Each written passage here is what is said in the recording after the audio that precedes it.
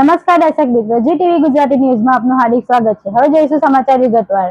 ભારતના સમાજ સુધારણા ઇતિહાસમાં જેમનું નામ છે તેવા મહાત્મા જ્યોતિરાવ ફૂલે અને પ્રથમ મહિલા શિક્ષિકા સાવિત્રીબેન ફૂલેને દેશના સર્વોચ્ચ નાગરિક સન્માન ભારત રત્ન એનાયત કરવાની માંગણીની સાથે સુરત ખાતે સમસ્ત માળી સમાજ મહામંડળ ટ્રસ્ટ ગુજરાત દ્વારા જિલ્લા કલેક્ટરને આવેદનપત્ર આપવામાં આવ્યું। આવેદનમાં જણાવ્યા અનુસાર મહાત્મા જ્યોતિરાવ ફૂલે અને સાવિત્રીબાઈ ફૂલેએ સમગ્ર જીવન શોષિત, વંચિત, પછાત વર્ગના ઉત્થાન માટે સમર્પિત કર્યું। સ્ત્રી શિક્ષણના પ્રણેતા એવા દંપતીએ તેમના સમયમાં રૂઢિચુસ્ત સમાજ સામે લડીને મહિલાઓ માટે શિક્ષણના દ્વાર ખોલ્યા। અનેક મુશ્કેલીઓ વેઠીને પણ દેશની પ્રથમ મહિલા શિક્ષિકા બન્યા એવા સાવિત્રીબેન ફૂલે બાળકીઓને કોઈ ભણાવતું નહોતું ત્યારે 17 શાળાઓ શરૂ કરી।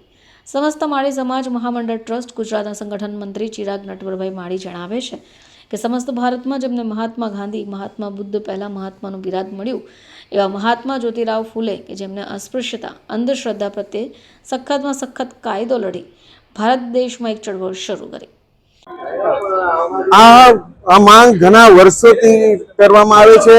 મહારાષ્ટ્રના વિધાન પરિષદમાં, વિધાનસભામાં પણ આ ઠરાવ મંજૂર કરવામાં આવ્યું છે અને દરેક રાજ્ય, તેલંગાનામાંથી પણ આ માંગ છે। આમ ભારતના દરેક રાજ્યમાંથી, તેલંગાનામાં તો વિધાનસભા જે ભવન છે એને મહાત્મા ફૂલે સેવા ભવન નામ આપવામાં આવ્યું છે। હવે ભારતમાં દરેક જગ્યાથી આ માંગ ઉઠેલી છે। માંગ નહીં સંતોષાય તો સમાજ કઈ રીતે આગળની રણનીતિ ગોઠવશે?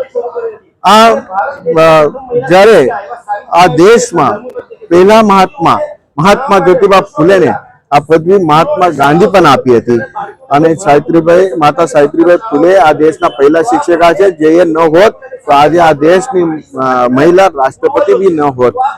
અને આવા વ્યક્તિ મહત્વને જો ભારત રત્ન પુરસ્કાર ન આપવામાં આવે તો આ સમાજ રસ્તા પર ઉતરશે, આંદોલન પણ કરશે।